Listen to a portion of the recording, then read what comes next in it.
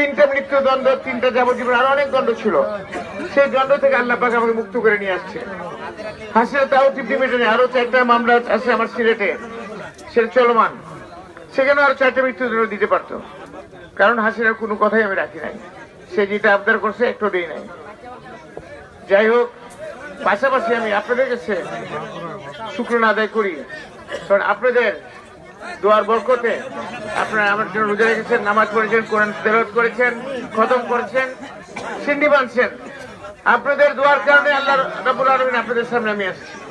সে আল্লাহর কাছে লাখ লাখ কোটি কোটি শুকরানা আদায় করি। পাশাপাশি বলি, আমি আজকে আমার চাও পাওয়ার কিছু থাকা উচিত না, কারণ আল্লাহ তাআলা বলবেন যে তুমি বেশুকর বান্দা, তোমাকে যে নতুন ভাবে আমি জীবন দিলাম, এরপরে তুমি যদি আরো কিছু চাও, তো আল্লাহ বলে তুমি বেশুকর। কিন্তু আমার যেটা আছে, দায় আছে। দায় কিসে? আপনাদের প্রতি দায়, কারণ আপনাদের দোয়ার কারণে আমি আসছি। তো 3 থানার জনগণের প্রতি আমার দায় আছে, তাদেরকে উন্নয়নের দায় আছে, সেটা করার জন্য আমি নির্বাচনে আসছি। ভাইরা আমার, দোয়া করবেন যাতে আমি এই 3 থানার প্রতি আমার যে দায় সেটা মেটাতে পারি।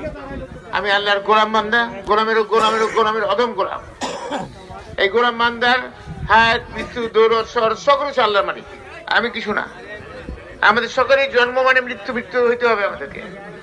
মৃত্যুর দিকে আমাদেরকে প্রস্তুত হইতে হবে। আমার বয়স হয়ে গেছে, এখন আমরা সেই প্রস্তুতির দিকে আছি। সেটা সকলেই হবে, কারো আগে কারো পিছিয়ে। এই যা ভাইরা আমার, পরিশেষে এখানে আমাদের 3 থানার নেতৃবৃন্দকে নিয়ে আমি আঞ্চলিক কিছু উন্নয়নের পরিকল্পনা করেছি। উন্নয়ন একটা চলমান প্রক্রিয়া। এই উন্নয়নের চলমান প্রক্রিয়ার একটা উন্নয়ন যতই করেন দেখবেন উন্নয়ন শেষ হবে না, আরো একটা নতুন কাজ আসবে। যেমন এই রাস্তাটা দিয়ে আসলাম, দেখে মনে হলো যে রাস্তাটা তো আরো একটু উন্নয়ন থাকা উচিত ছিল। ইনশাল্লাহ অতীতে যে বরাদ্দ আনছি, আল্লাহ যদি রহমত করেছে, অনেক বেশি বরাদ্দ আনবো। এগুলো সমস্ত উন্নয়ন ইনশাল্লাহ আমার সাধ্য দিয়ে। তারপর আমাদের এইখানকার যেটা বড় সমস্যা, সে হচ্ছে প্রতিটা ঘরে কম বেশি 1 বা 2 জন 3 জন বেকার যুবক যুবতী আছে। তাদের কর্মসংস্থান আমাদের একটা বড় সমস্যা। সে কর্মসংস্থানের ব্যাপারে চিন্তা করছি আমি। 3টা পথ খুঁজে পাইছি। একটা সরকারি চাকরিজীবী, বিদেশে কর্মসংস্থান, আর একটা ব্যবসা বাণিজ্য।